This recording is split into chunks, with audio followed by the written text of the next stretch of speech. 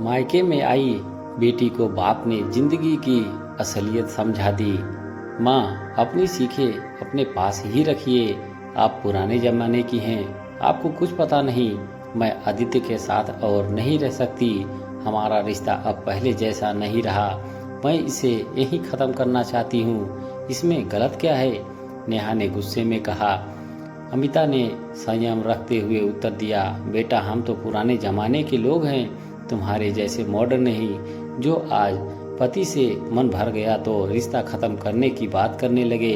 तुम्हें एहसास हो रहा है कि आदित्य तुम्हारे टाइप का नहीं है, जबकि तुमने खुद उसे चुना था। नेहा नाराज होते हुए बोली, गलती इंसान से ही होती है माँ, मुझसे भी हो गई।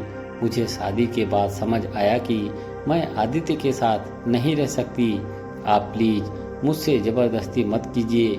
मैं अब इस रिश्ते को नहीं निभा सकती।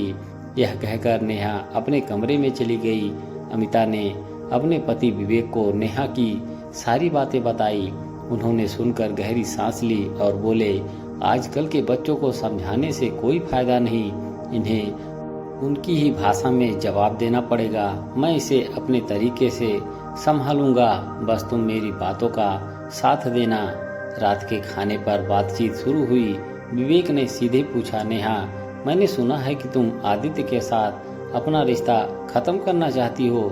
नेहा ने पहले चुप्पी साधी, फिर कहा, हाँ पापा, अब ये रिश्ता बोझ बन चुका है। मैं इसमें घुटन महसूस कर रही हूँ। आदित्य से शादी करके मेरी आज़ादी छिन गई है। पैसे खर्च करने के लिए भी मुझे उसकी इजाज़त लेनी पड़ती है। विवेक ने गहरी सोच के साथ कहा, बेटा, जब रिश्ता बोझ बन जाए तो उसे ख़त्म कर देना चाहिए। नेहा ने राहत की सांस ली, लेकिन विवेक ने तुरंत पूछा, इसके बाद का क्या सोचा है? तुम्हारी कोई योजना तो होगी? नेहा ने कहा, मैं यहीं अपने घर आ जाऊंगी, यहाँ मेरे लिए सब कुछ है। विवेक ने गंभीरता से कहा, बेटा, हमारी जिम्मेदारी तुम्हारी पढ़ाई और शादी तक थी। हमने तुम्हें आत्मनिर्भर बनाया ताकि तुम अपनी जिंदगी के फैसले खुद ले सको। अब तुम्हारे फैसलों की जिम्मेदारी भी तुम्हारी होगी। हमसे यह उम्मीद मत रखना कि हम फिर से तुम्हें सहारा देंगे।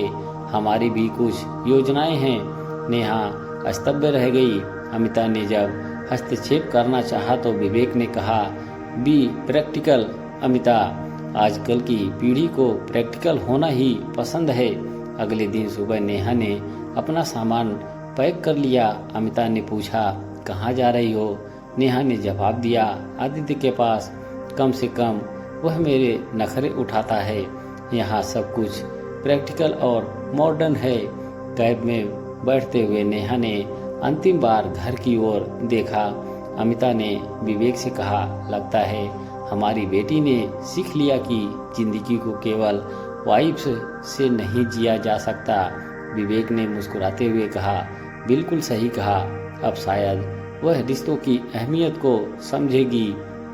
दोस्तों, रिश्तों में उतार चढ़ाव आते हैं, लेकिन उन्हें केवल भावनाओं या वाइब्स के आधार पर तोड़ देना सही नहीं। हर रिश्ते को परिपक्वता और समझदारी से निभाना जरूरी है। दोस्तों, कहानी आपको अच्छी लगी हो तो एक लाइक जरूर करें और चैनल को सब्सक्राइब करना ना भूलें। धन्यवाद।